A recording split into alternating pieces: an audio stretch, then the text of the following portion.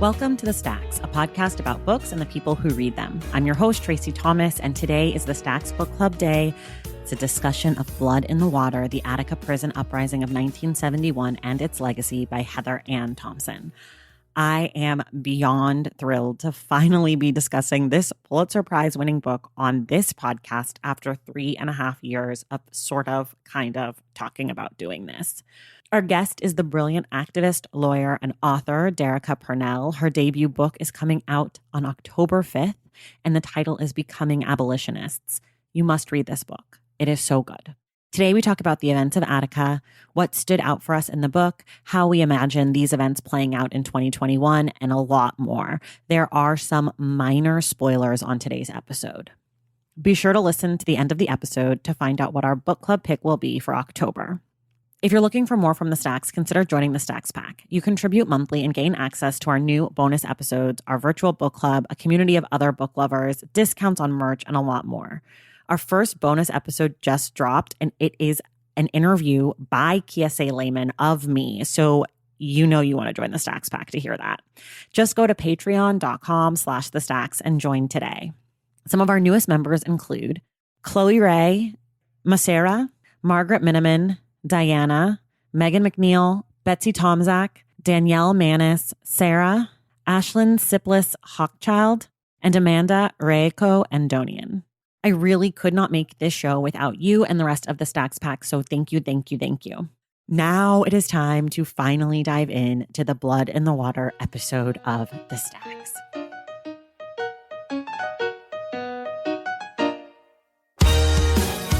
All right, everybody. This is a monumental day for the Stacks. We are finally discussing Blood in the Water, the Attica prison uprising of 1971 and its legacy by Heather Ann Thompson with the incredible, wonderful, amazing, brilliantly talented and smart and just wonderfully great Derecka Purnell. Derecka, welcome back. Hi, thank you so much for having me again. I'm so happy. I don't think you probably actually don't know this story, but people at home listening, some of them do. So I'll give you a quick, I'll loop you in. I read this book for the first time in 2017, and I loved it so much.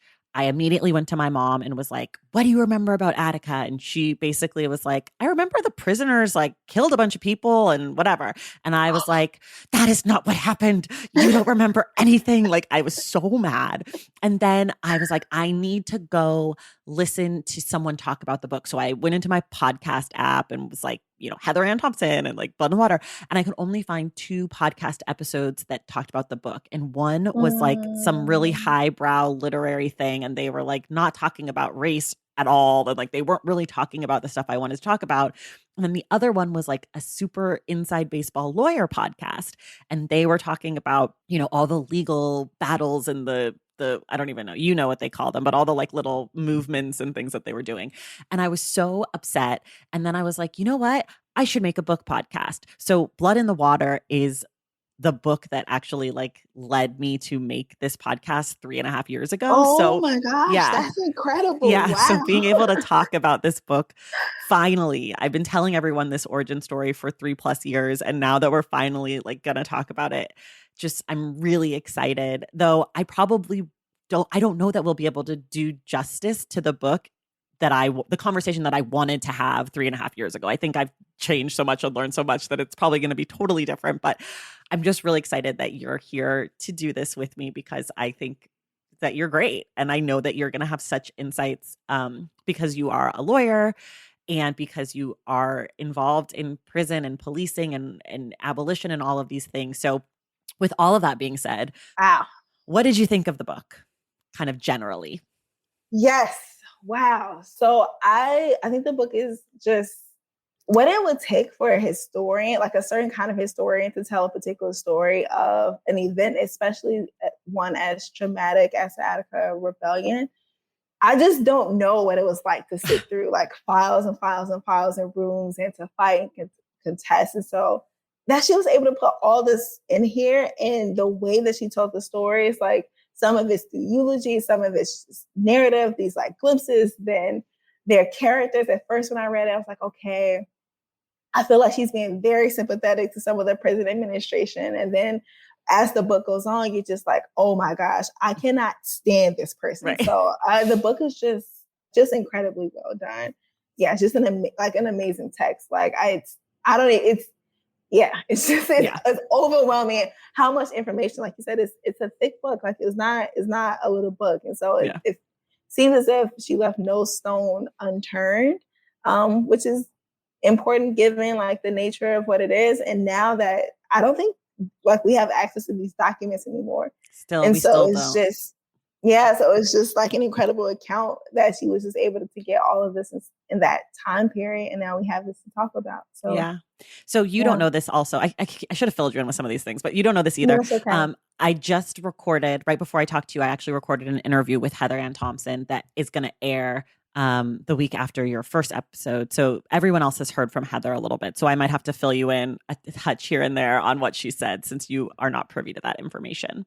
But that being said, the other thing that we're commemorating with this episode is that this month, September 2021, marks the 50-year anniversary of this uprising, which of the uprising. So crazy. I should tell people what I think of this book. Everyone knows I love this book, but I will say on a second reading, I found it a lot harder to get through. I knew what was coming. I started to remember like the details about like, you know, Frank Big Black Smith, like his torture.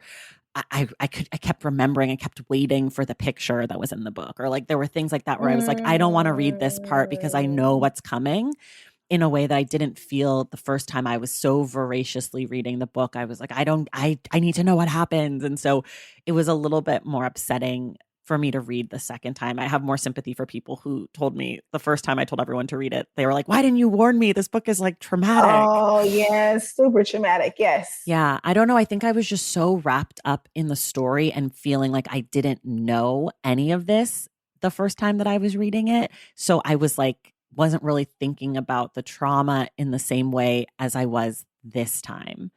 And I also think for me, this was sort of an introduction to me a lot about like prisons. You know, like I had read the new Jim Crow at this point, but I hadn't read a lot about what it's like in prison for people. Since then, I've read a lot of memoirs and a lot of other books that talk about this stuff. And so I had a different understanding, but this book was a sort of a weird, I guess, place to start. I don't know. Yeah, no, I can absolutely see that. So this is actually my first time reading Blood in the Water. So I learned about Attica, the Attica uprising through other texts, and then through talking to like organizers, prison lawyers. And so this is my first time getting through like the text. And so it was like, oh, wow, it's like so much more comprehensive than what I anticipated, even though I knew all of the awards, I knew all of the acclaim, I knew other work that had been done on it. So I knew this as like the book. I never gotten through the text because I had learned so much about Attica through like people and through like it's just the thing that you have to know about, you have to study. And so through like pamphlets or through like the Black radical tradition reader, right? So I had been exposed, I had known about Attica. I know like the history, I knew about the murders, I knew about all of this stuff. But I had the level of detail that she pulls together this book I had not known. And so that's why I think when I first started reading, I was like, oh, this seems interestingly sympathetic based on like what I know of Attica. And then as the book went on, I was like, oh, okay, like I see what turns and what moves she's making to bring everything to full view what's happening. So I can imagine on the second read to get through this would be so much more difficult. But now like I know sort of what to expect. Yeah, it was definitely a lot harder for me the second time. One of the things that I think, I don't know if you could read this book and not have this thought, but who knows? One of the things that really struck me was how similar conditions are for people in prison 50 years later. Like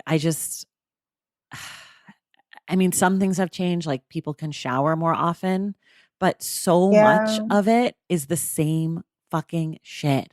Like we talk so much in America about progress and, you know, things take time to make change and all this bullshit. And this book was just like a reminder that actually it doesn't take any time to make change if you want to make change, if the powers that be want to see changes made. And this book is a reminder that like so many people's wants and desires are so unimportant, you know, like, I found this reading to be much more bleak, I think is a way I guess I could put it. It's like there was so much that Mm, struck me in a way that I just don't remember from the first time. Like, and I think maybe because it's the 50th anniversary, and I also think because I read it in conjunction with your book. You know, I read the first half of your book. I see. Yeah, I read the first half of your book. Then I was like, oh my God, I need to read Blood in the Water. So then I quickly read through that again. And then I went back and finished your book. And I think that like the combination of these texts kind of in conversation was really, it, we talked last week about a lot of hope for me. I don't know, reading Right. this felt really bleak. Like, I don't know. I don't know if you had that sense as well. Yeah, well, I think the first thing that I felt was just a lot of anger and frustration, Mm-hmm. not necessarily at like how the stories were presented, but just because of how familiar it is and exactly what you just said, that so many conditions are the same.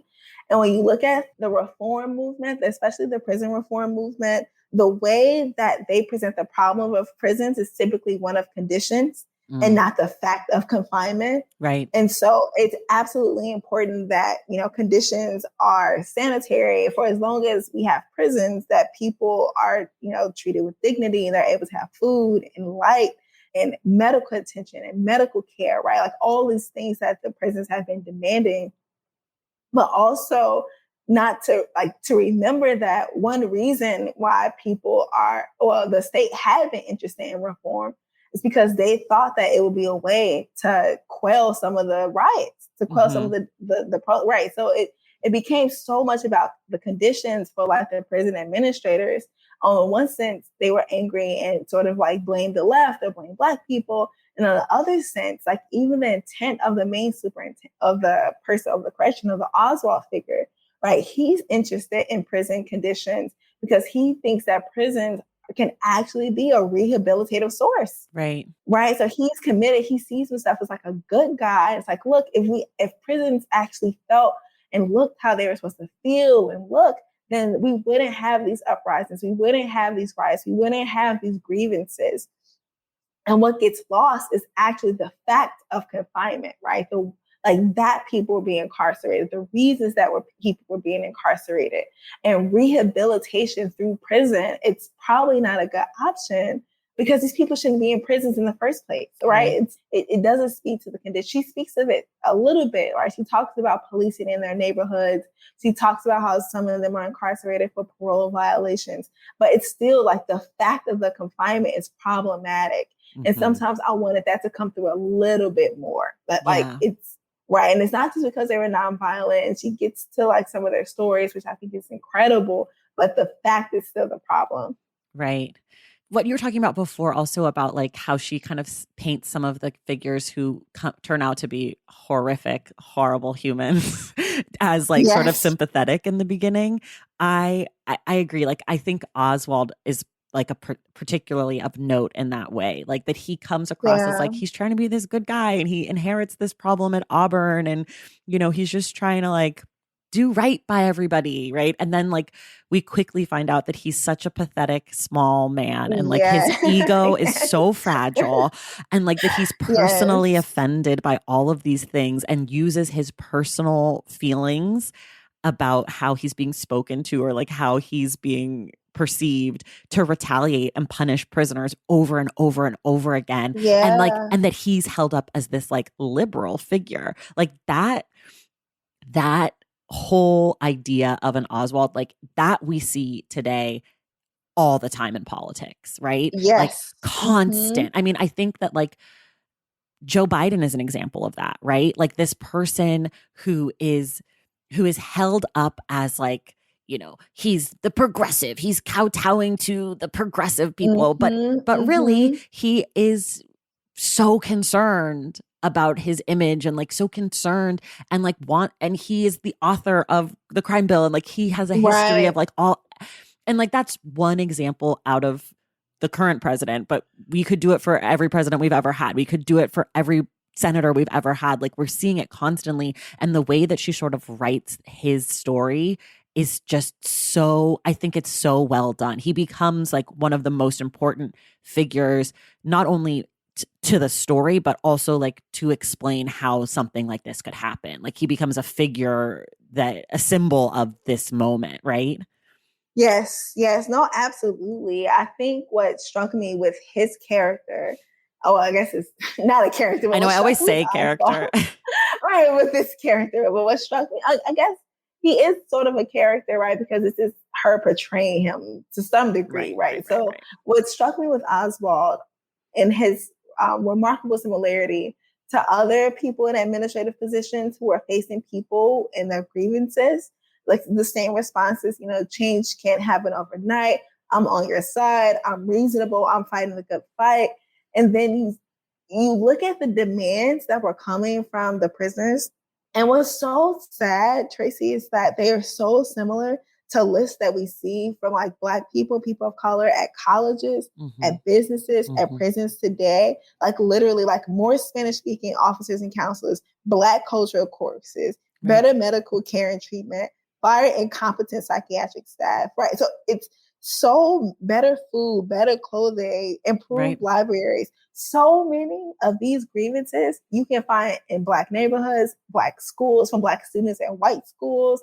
It's the same set of like demands for like the basic conditions of human life. Right. And then you have the I'm on your side liberal person who's like, I'm trying my best, be reasonable. Right. And it's like, be reasonable about trying to get fresh fruit, Right. like about, not receiving medical care. And so Right. sometimes I even had to watch myself. I was like, come on, guys, accept the 28 demands. Like, just please, please, please. You don't know what's coming. I know what's coming. So I find myself even doing that. I did it and then too. even right. And then even still taking a step back and having to remember, like, oh yeah, this is the bare minimum. Right. Like he should be grateful that they're asking for this. Like this should be like the minimum, right? And so sometimes it can present as like the prisoners weren't being reasonable, because these demands were he met most of them. And then it's like, no, he didn't. He actually didn't. And the prisoners were right. Like the people who were bailing were right. It's hard though, because it's like, we know as the audience, as the reader, we have hindsight is 2020, and it's hard to be like, look, 39 of you are going to die now. Yeah. And it's like, again, it's that bleakness, right? It's like, I know what's coming and I know the right answer as far as like standing your ground and like demanding what you deserve and all of these things. And then I'm also like, I don't want you guys to die. Like, and it's a hard feeling. And I can only imagine in the moment how much harder and more difficult decisions these are. And again, like, to your point about, progress and the demands that these are the same kinds of demands, that almost the same exact demands as people who are not incarcerated, who are students and who are, people in their workplaces, all sorts of things, government employees, Amazon employees, right? Like we're seeing this everywhere. And one of the things that stuck out to me, and I'm guilty of this thinking too, is like, as a society, so not individuals, but like as a larger society, we don't value people who have been convicted of crimes, right? We think that they're dumb, or we think that they're not worthy, or we think that they're people we can throw away. And it's like these men at Attica and the people before them. I mean, Auburn is talked about in the book. George Jackson. Yeah. Mm-hmm. Like that all these, that this is their Attica is not unique of the time period. This is all part of a tradition, right? Like this is just one moment that spiraled in a horrific way, but like that this is all part of a larger conversation that's been going on for hundreds and hundreds of years. But my point is like that we're conditioned as a society to think that people who have done something, have harmed others, and have been put in prison because of that are not intelligent or not capable of organizing, or like that these people, like this book really forced me to confront a lot of that kind of thinking that's just been ingrained in me that I've never challenged on my own, like I think that I saw people who have been imprisoned. This book helped me to start to see people who have been imprisoned in a different way, because we're fed so much propaganda and like so much of that like prisoners are bad and violent. And I totally understand how when the news came out in 1971 of what had happened, that people were Right. like, of course the prisoners castrated and murdered people. Like, of course you would believe that lie because we've been taught our whole lives to believe that Black and brown people are violent and horrible and these are the worst of the worst. And they're Right. like, it's just like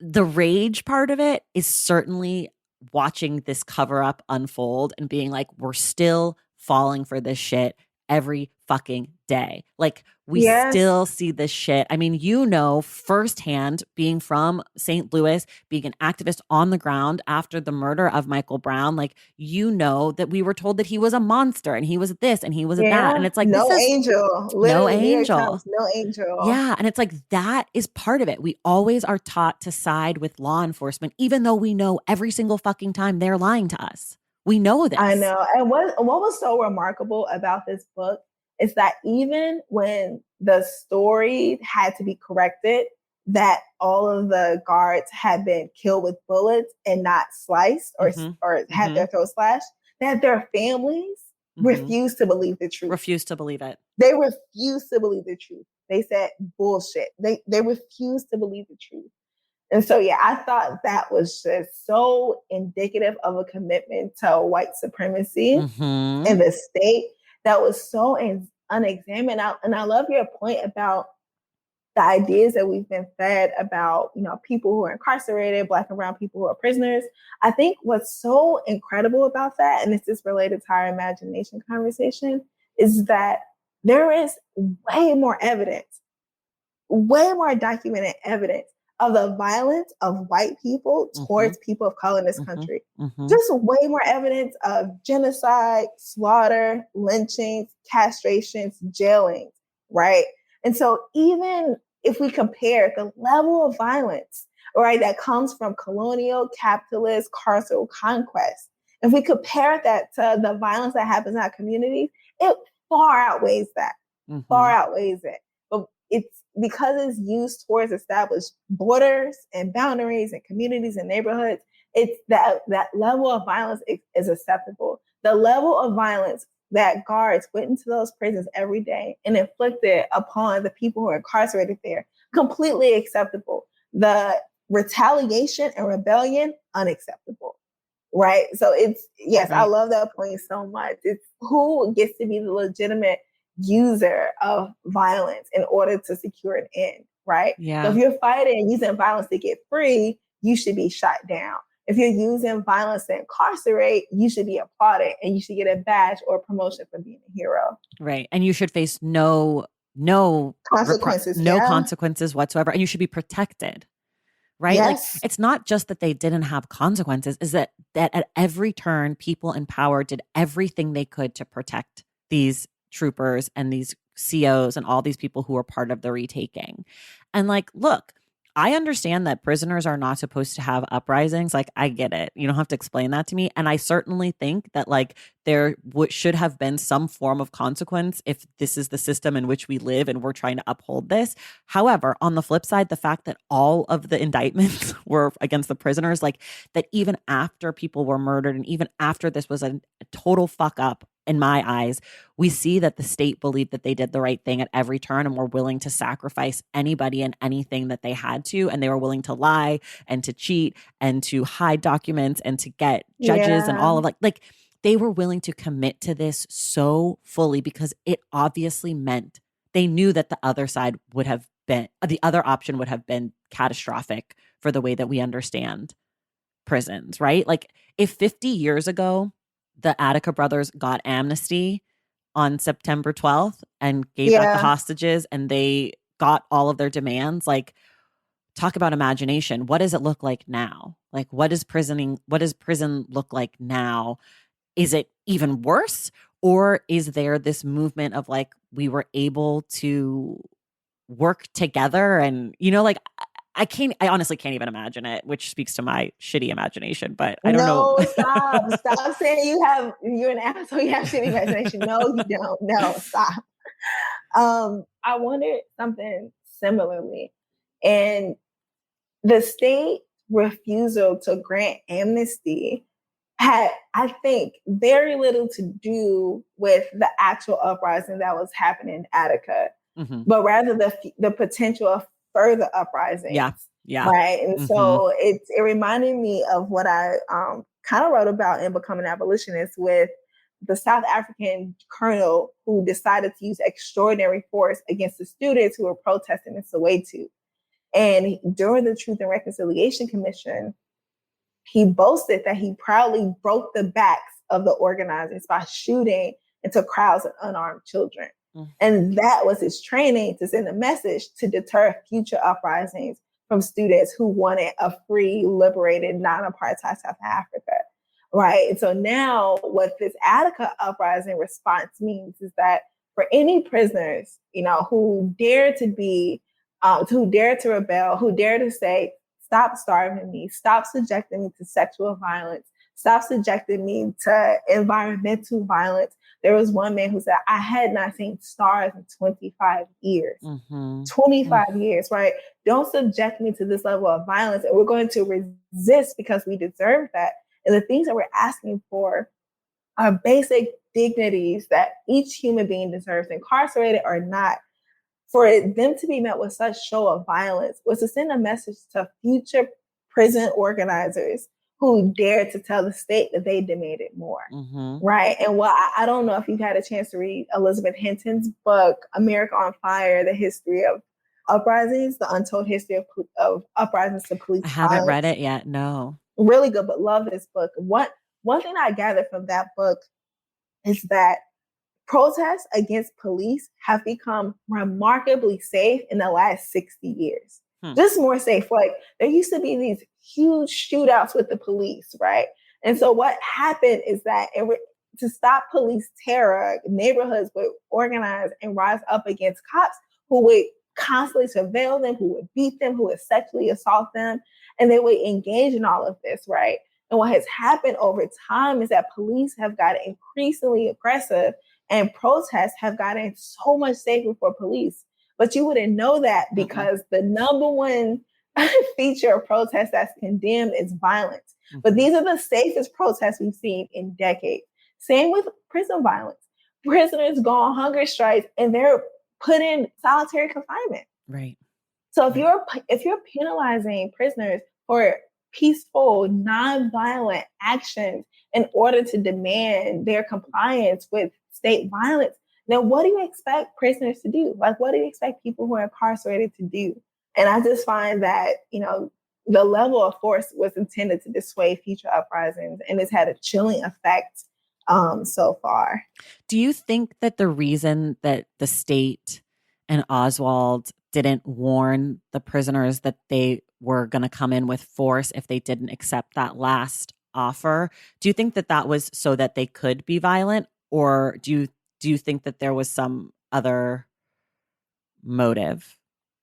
Well, I couldn't actually quite call it. So I remember the draft agreement wasn't supposed to be presented as an ultimatum, because I initially assumed that if they presented it as an ultimatum, they expected the prisoners to then retaliate against the hostages. So that was my initial assumption, which is unfortunately quite generous to the state. And then I also, it seemed like they did absolutely want to end it. That you have hundreds of troopers outside, eager to go in, eager to wreak havoc and destroy, this rebellion, to punish brutally the people who had demanding, just basic dignities and necessities to carry out the rest of their confinement. And so the more I think about it, I absolutely think it was sort of a trigger event. It's like, nope, okay. And you can tell with the immediacy, right? The second the time expired on the deal, they moved forward, right? They were eager to do that. What do you think? I think originally I thought this sort of the generous idea of they were trying to make it so that the prisoners didn't hunker down and that the officers could go in as safely as possible and do their thing. But of course, knowing how it played out, I think that some of it was they wanted the element of surprise so that they could do the most damage. I mean, because otherwise you can't really explain the way that they went in, right? Like you can't explain all that fucking tear gas and all the guns and the bullets that were in the guns and allowing people to go in with guns that weren't registered. Like they clearly knew that these troopers and other law enforcement people were pissed off, like really fucking mad, and wanted to make a point to all these black and brown people and communist white people and, cop Right. killers, like that they really wanted to make a point of like, don't fuck with us because we have the guns and we will destroy you. And I think that the people in charge knew that. I mean, of course they would never admit it, but like you don't Take send off your best, yeah, you your don't take badges. off your back. Like that's like some real corrupt cop shit that we recognize now. Like when people are like, we need dash cam footage. And then it's like, oh, it was out of camera. Like, what do you mean your camera was off? Right. How did it get turned off? Like it's that same shit. So I think they didn't warn them because they wanted to cause the most chaos possible. I found it really interesting that so many of the prisoners didn't understand why the cops came in with so much force. Like to me, that was like sort of a moment where I was like, wow, these young guys were more naive than maybe I thought that they were. And it makes sense. A lot of them were like 19, 20, 21. Like I didn't know how horrible the police were when I was that young, and like obviously I did Mhm. not live a life that led me to be in contact with the police nearly as much as I think some of these young men did, but I was struck by the naivete of that. And like I don't know. I just I wish that some of the prisoners were more cynical and were like, they're coming in and they're going to kill us if we don't take this. Like, I wish that they would have seen that, though I couldn't see it either, I guess. But I wanted better for them. Yeah, I think that one thing that they were holding on to was the idea that the cops wouldn't kill or risk the lives of one of their own. Yeah. Right. Right. And we simply know that's not true for lots of reasons. Right. I think cops are pretty expendable. Yeah.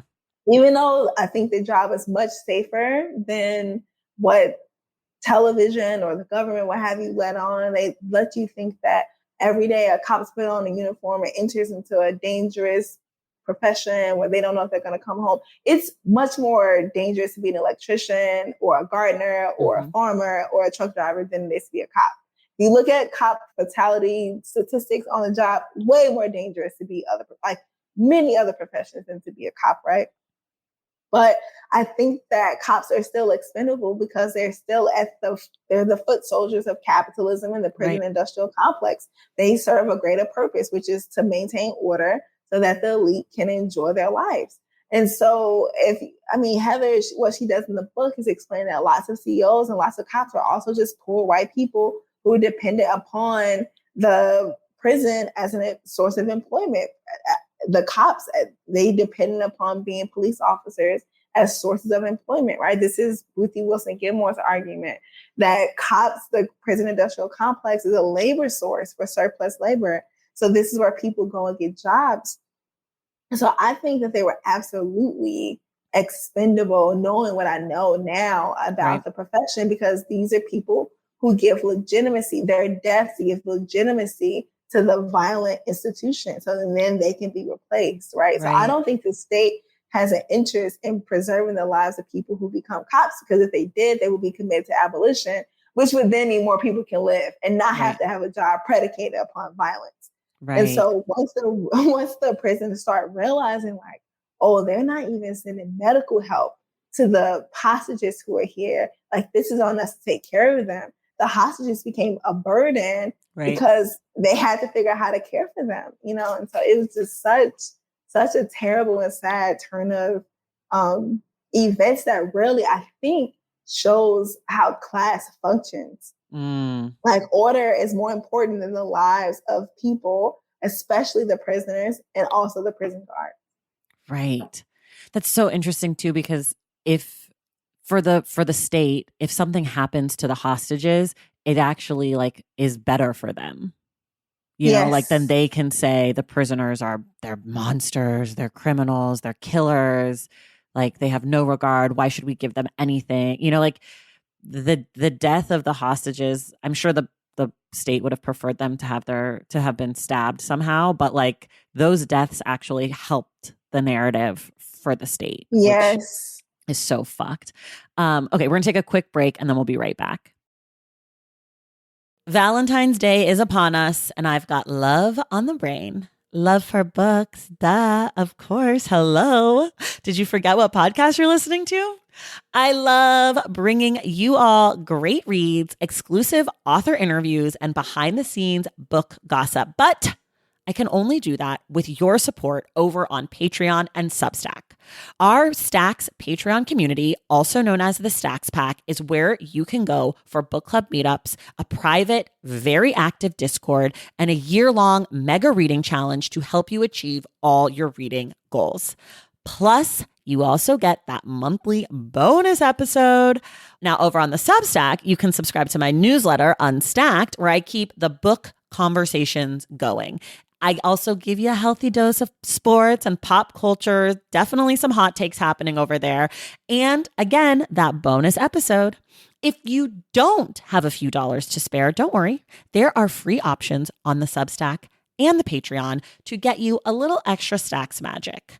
Making this podcast is a total team effort, and by supporting my Patreon and my Substack, you allow me to support my amazing team that makes the show possible every single week. So if you or your friends are looking to meet other book lovers and support this indie podcast, come hang out with me on Patreon, Substack, or both. I would love to have you. And since we're talking about love, you can gift subscriptions to the Patreon and the Substack for that special reader in your life. For the Stacks Pack, head to patreon.com/thestacks. And for the newsletter, head to tracythomas.substack.com. And also, there are links to both in the show notes. Okay, see you in the Stacks. Okay, we're back. I have to ask you a hypothetical, back to imagination. This is something that I've been obsessed with since my first reading, and I am still obsessed with it. Oh, wow. If this happens in 2021, who is getting called in as an observer? Who are the people that you think prisoners would want to be there, and or some of the people that the state would want to be there also? Wow. What a question.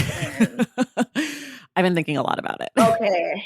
Yes. So I have lots of feelings about this list. Okay. I'll think of who I think the most accurate list is, and these are not reflective of who I think should be called in. That's what my list is too. It's a lot of people that I'm like, this is the person who would get the call, but not necessarily the person that I think has the skill and or like activism experience that is needed for this. Okay, so some of these people do, some of these people don't, but this is who I think would loosely be associated as observer list. So I think that Sherilyn Ifill with LDF will probably be called in. I wasn't sure if women would be called in or not today. I thought about that a lot. Oh, that's interesting because they called for Constance Baker Motley and Shirley Chisholm. So I was like, yeah, you're right. They did. They did. Yeah. I don't know. I didn't really put any women on my list because I was like, maybe they wouldn't let women go, but who knows? Oh, wow. So yeah, I would say Sherilyn. I feel like she's ED of LDF. So I think she would be a huge one. I think Al Sharpton would be a huge one. Oh, good. Yeah. I think people would like sort of expect him. I can also see Farrakhan being requested because there's still a significant Muslim population, Black Muslim population. Yeah. Who else do I think would be called? Okay, I'll give you some of mine. Yes. Again, these are not the people I think should be called. These are the people that I think would show up. I think Sean King would be on the list. I don't think Sean King would be on the list. So I'm very curious about why you think Sean King would be I think Sean King would end up on the list from the state. You know, because remember the prisoners had people and then the state had some people that they were like, oh, well, we also think this Black person should be there. You know, like, why do you think they would call Sean because King? I think that they would be like, oh, he's a Black activist that Black people listen to. Like, I think that would be the misguided, like, well, but he's also like, we can work with him. Like, he talks to the media. Like, I think that there would be some push to have him in the space. Wow, you threw me for a loop. I was not expecting that. The other person I thought of was Ben Crump, the lawyer. Yeah, I thought Bancroft too. Yeah. And then I thought of some journalists. I think perhaps Wes Lowry. Wes Lowry, yes, And absolutely. I also thought of Clint Smith because I know that he does a lot of like writing and he works at the Atlantic, but he also has spent a lot of time in prison. So I think that he might make the list.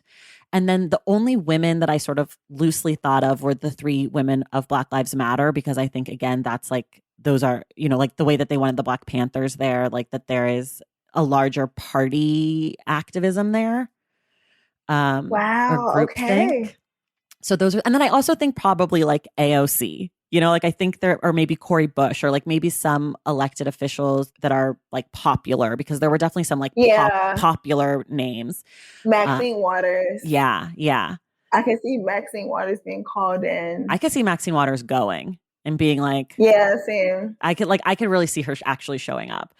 I feel like I'm missing probably like some New York Times-y people, like real, like well-known journalists, but maybe that today's day it would be like Don Lemon. You know what I mean? Like maybe it wouldn't be a writing journalist. Maybe it would be like a TV personality. Oh, yeah. Wow. I love this question so much. Now this is what I want to do for the next 30 minutes. Yeah. Come up with an observer list. Yeah. I think I also probably didn't come up with enough people from the state side, because I just don't know those people. But I'm sure they exist. Like, do you think they call in like Tim Scott and they're like, you're a Black Republican, like go in there? Oh wait, are we thinking New York? Or we think no? I'm thinking, isn't Tim Scott the Black senator from South Carolina? South Carolina, yes, but I think it would be state specific. So I think if it was New York, it wouldn't be Tim Scott. Right? They'd have to find a Black Republican. I don't think I don't think they would, because you're right. New York, so blue. Yeah, it would be. I can see them calling like Glenn Ford, which is interesting because Glenn Ford was at the Fortune Society, which was a huge prison advocacy group. But I can see them calling like Deanna Hoskins. See, like I don't know my New York politics well enough. You're giving me names I don't know. Oh yeah, so people who are with like clothes makers, no new jails. Got it. Voice. What's his name? Oh my gosh, the person who helped with the amendment for organizing in Florida. What's his name? He couldn't even vote in the election, but he organized. Yes. Yes. Oh my God, it's on the tip of my tongue. Desmond Meade. Oh my gosh, that was going to drive me up a wall. I know it's probably very specific, but no, I know that feeling. Desmond Meade and Norris Henderson, they are like people who are formerly incarcerated that lots of people on the political spectrum trust. In this work. So I would say they would definitely be called in as observers. And I think the state will probably be okay with that. Yeah. Yeah. I could see that too.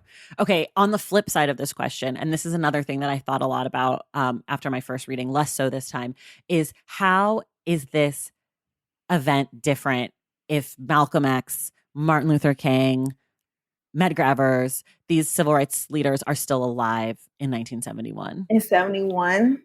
Because there's no way that they don't call Malcolm X to be an observer or ask for him to come, or Martin Luther King if those people are alive, right? Like they're on the list. Right. They're on the list. Do they show up? Are they involved? Do they distance them? Like, it's complicated. So Malcolm X falls into disfavor with the Nation of Islam. He converts to a more traditional form of Islam, starts his own mosque. So he's in a different relationship with the Nation of Islam and the Black Muslims who are probably incarcerated. So they called for a Farrakhan, and Elijah Muhammad said no, Farrakhan couldn't go. So it could be the case that Malcolm X then enters, but not through the Nation. But he's the New York. He's got the New York Temple, so he is the New York guy. Right? Yes, but not with the Nation, though. Not with the Nation, but don't you think some of these guys maybe would have made a slight semi-split? Like, do we think that he still has favor in New York? That's what I'm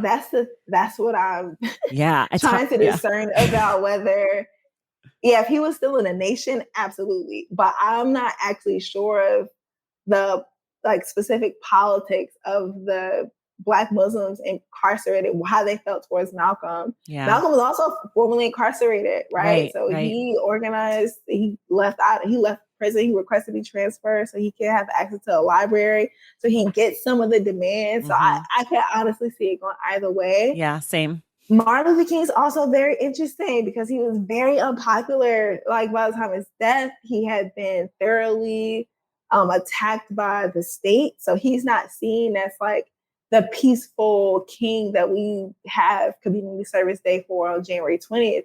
You know, he's criticizing capitalism more. He's organizing in Chicago around class. He's trying to organize a poor people's campaign. He's fallen to disfavor with Black churches because they think he's getting too radical. So if King continued on the trajectory, I don't know if we see him as a peacemaker. Like, so it wouldn't be the King we know today. It would be, interestingly, a much more radical king in 1971. Yes. So if this riot would have happened in like 1964. Yeah. Yes, maybe I could see King being called in, maybe, but 1971. Oh, so tough. Yeah. It's really hard, right? Like but that is something that I think about a lot, is like the ways in which the assassinations of those two men specifically have robbed so much future history, like nearby history, not 2021 history, but like, you know, if they hadn't been assassinated, they probably would still have been alive in 1971. And like, what does that interaction look like? And like, maybe Martin Luther King isn't called, question. You know, like maybe he's not called, but maybe he has something to say about it, you know? And like, what is that press conference?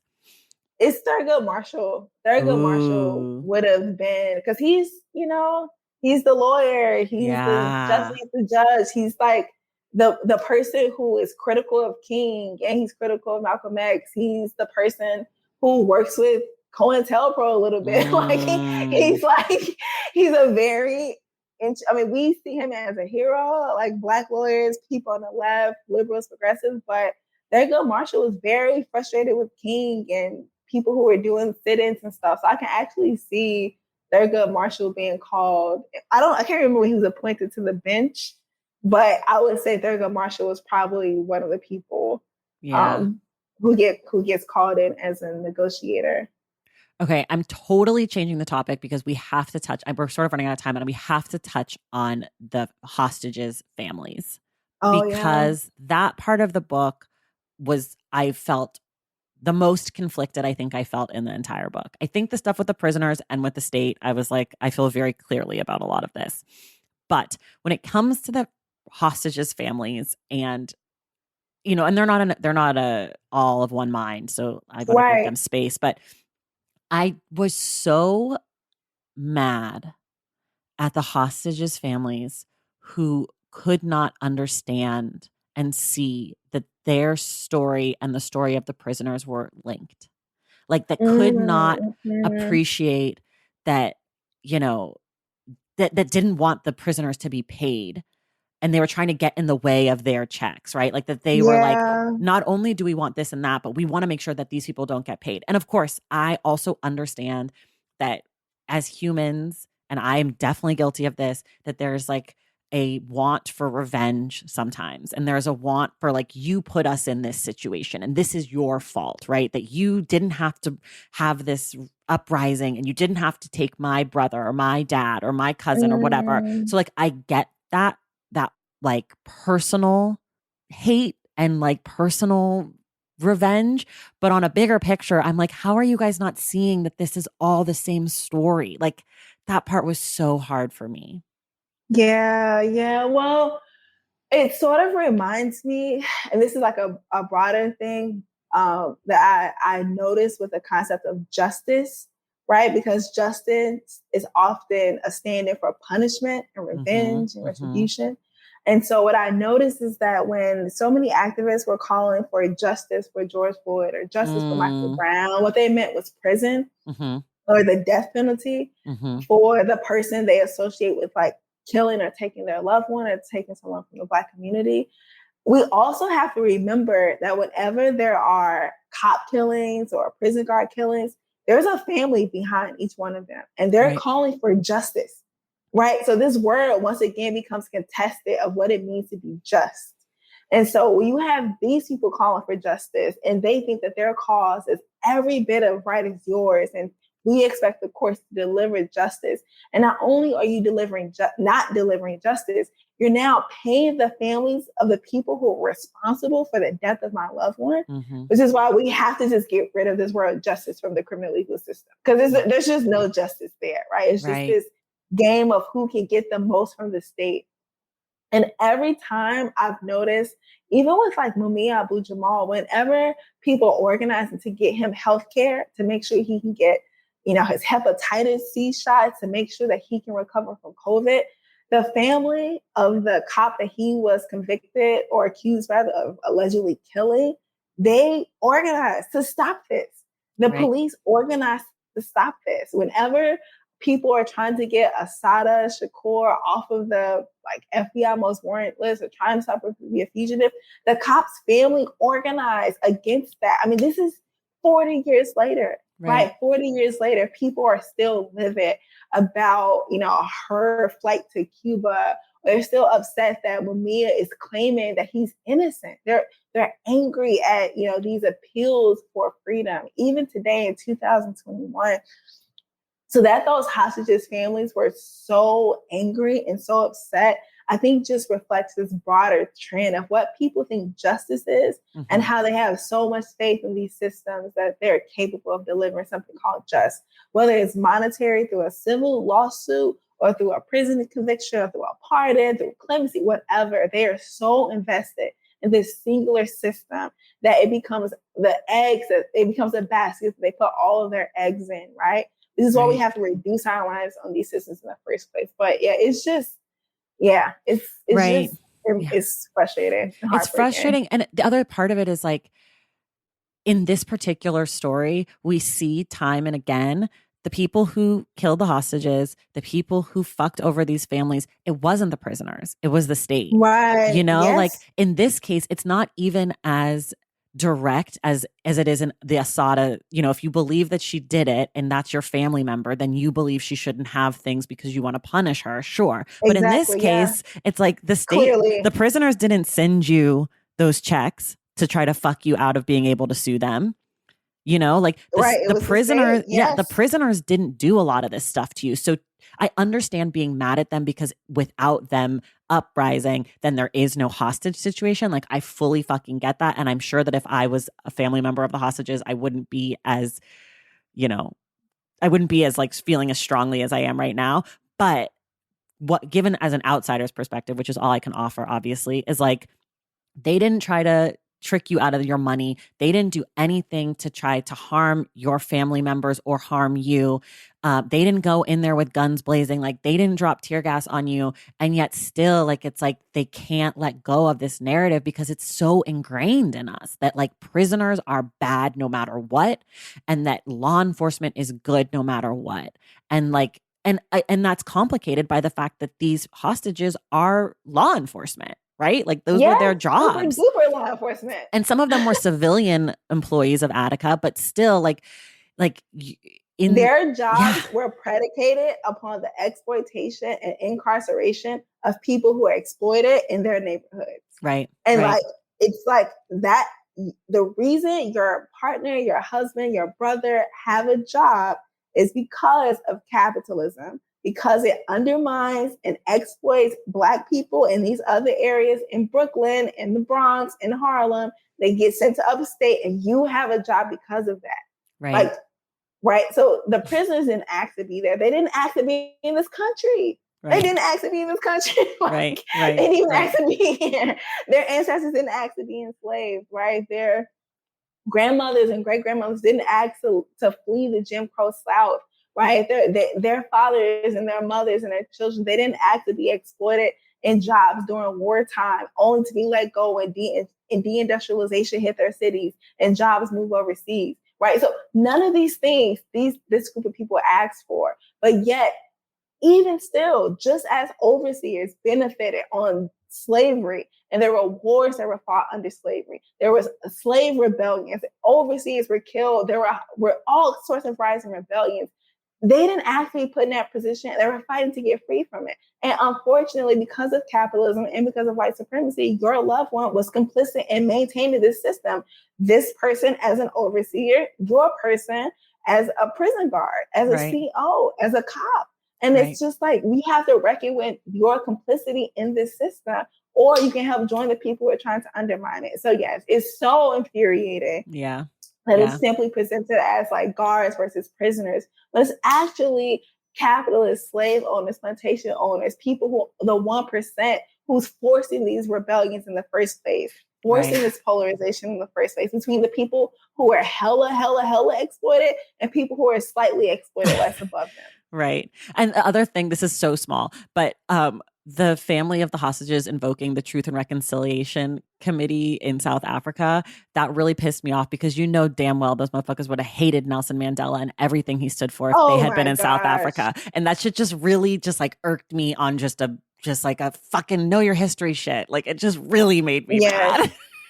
I know, the worst. Like, history is it's making me think of your conversation. Like, when you just asked me about king, it's like, yeah, the king that we remember, that we're taught about, that king would have been invited, but not the king in like 1968 to 1971. And so yes, you just get to invoke Nelson Mandela, but not actually the revolutionary violence that he committed, and the fact that he was a prisoner. Yes. That he's like one of the most famous prisoners ever. Like, you don't get to invoke his legacy talking shit about prisoners. Like, that is what he was. That was his legacy. And speaking of legacy, but part of the reason why he was a prisoner was because the ANC also formed a militant wing that was violent against the apartheid government, because all of the nonviolent peaceful actions they didn't care about. They didn't care about. So you just don't get to hide all of this history and then talk about his peace. No, and just just invoke truth and reconciliation and not deal with the whole history that led up to it. No. Okay. I just want to, this can be brief also, but what is the legacy as you see it 50 years later of Attica? Oh, this is such a good question. I know it's sort of a big one. Yeah, it's a huge question. So I think what's incredible about Attica is that for even the last year under COVID, watching all of the prison strikes, the hunger strikes, the rebellions, the uprisings that's happened in prisons and in jails all across the country, one legacy, unfortunately, is that many people are demanding the same sets of demands, except for like transfer to a non-imperialist country, but roughly demanding the same sets of demands that we witnessed from 1971. And even those demands, like you said earlier, have been part of a greater tradition of people organizing within prisons to try to get free, to try to get some relief, to try to get some like literally fresh air, fresh food. So watching those state repress the same set of demands and organizing around the same demands, I think is one legacy in terms of the police. I also think it's incredible that people are still continuing to sacrifice their bodies, their times, the little freedoms that they do have while they're incarcerated in order to figure out how to like fight back against the state. So there's still a tradition of jailhouse lawyers. There's still prisoners who are organizing every single day.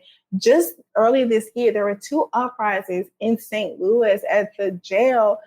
So people who were breaking windows, setting fires, throwing couches out, saying, help us.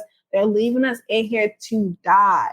Right. And so one thing I hope that we draw from the legacy of Attica, so it's imperative that we're connected to people who are organizing and who are doing work on the inside, because without like their organizing, we just have no idea what people are going through until they tell us or until it's too late. And so I am so excited when I learned about inside outside campaigns or inside outside book clubs. Early this year, I was in an inside outside book club, and I had a reading partner who was incarcerated. Now he's out, thank God. But I was able to read together, and then it became less about the book and more about a sense of community.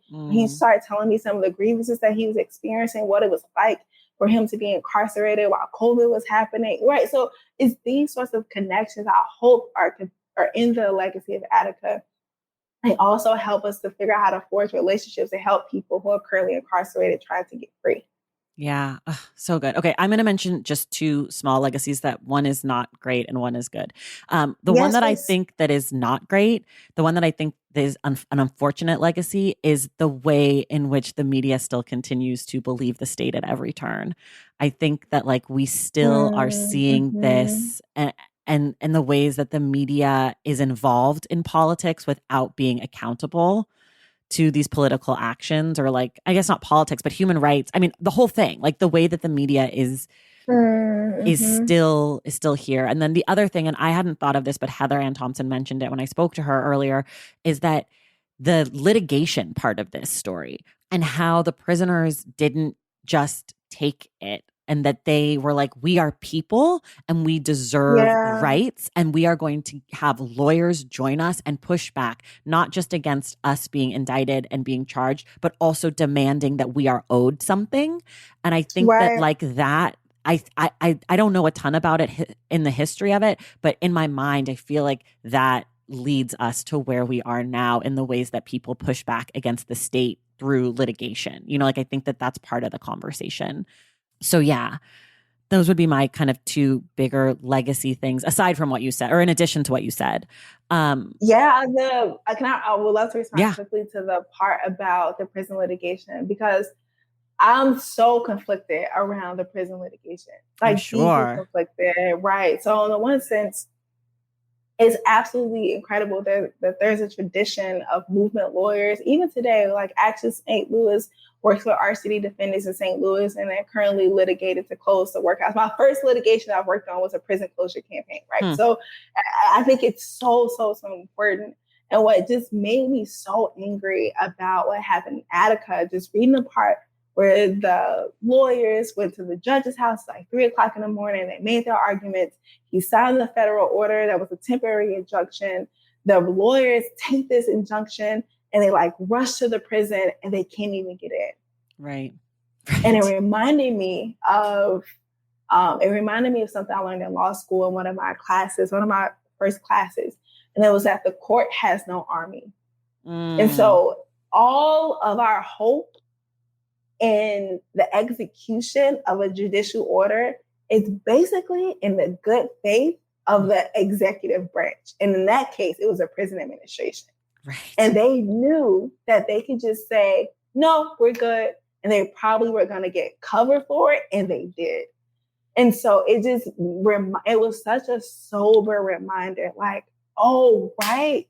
Like, I remember days in Ferguson. It's like, oh, we have this court order. And then seeing the police go, okay, cool, sure.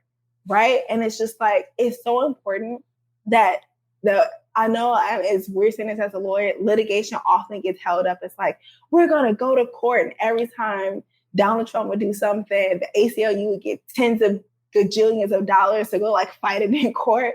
Like, that's very important. But if not equally important, it's more important that people continue to use their bodies to resist the violence, because the court has no army. So we can't just keep putting our faith in litigation to get us free. Like, we literally have to do every strategic tactic, including organizing protests, mass demonstrations, letter writing, like literally everything against the state. And it can be easy to default to lawyers as the people who are using the Constitution, but it's necessary, but it's not sufficient. Yeah. Okay. We're going to leave it there. We didn't talk about the title and the cover, which we always do, but I don't know. I have nothing to complain about with this book, basically. I just think it's beautiful on the outside and the inside. I agree. Very beautiful. Yeah. The picture on the front is just like so powerful. And I just love this book. Again, here's my last push on the podcast, but I will continue to push all the way through October. Derecka's book, Becoming Abolitionists, Police, Protests, and the Pursuit of Freedom, is out October 5th. That is a week from Tuesday. If you're listening to this, please put your pre-orders in. Please request it at your library. Please make sure that your bookstore is going to have it for sale. It's a great book. You do not want to miss it. Also, pro tip, buy a few copies for family members for the holidays. I'm just saying, it's a good one. Thank you. People need to read it. Thank you. Derecka, thank you so much for being here. Of course. This was incredible. I literally could have just kept talking, because I know you're just so funny and so brilliant. You were able to bring out very specific parts of the book that made me like angry and sweaty and happy and curious. I'm sweating too. Thank you so much. Yes. So thank you so much. Thank you. And everyone else, we will see you in the stacks. Thank you all so much for listening, and thank you again to Derecka for being my guest. Our October book club pick is a modern day classic about love and friendship. It is Terry McMillan's 1992 book, Waiting to Exhale. We will discuss the book on Wednesday, October 27th, and you can tune in next week to find out who our guest will be for that conversation. If you love this show and want a little more of it, head to patreon.com/thestacks to join the Stacks Pack. Make sure you subscribe to The Stacks wherever you listen to your podcasts. And if you're listening through Apple Podcasts, be sure to leave us a rating and a review. For more from The Stacks, follow us on social media at The Stacks Pod on Instagram and at The Stacks Pod _ on Twitter. And check out our website, thestackspodcast.com. Our editor is Christian Duenas. Our graphic designer is Robin McCrite. And our theme music is from Tagira Gis. The Stacks is created and produced by me, Tracy Thomas.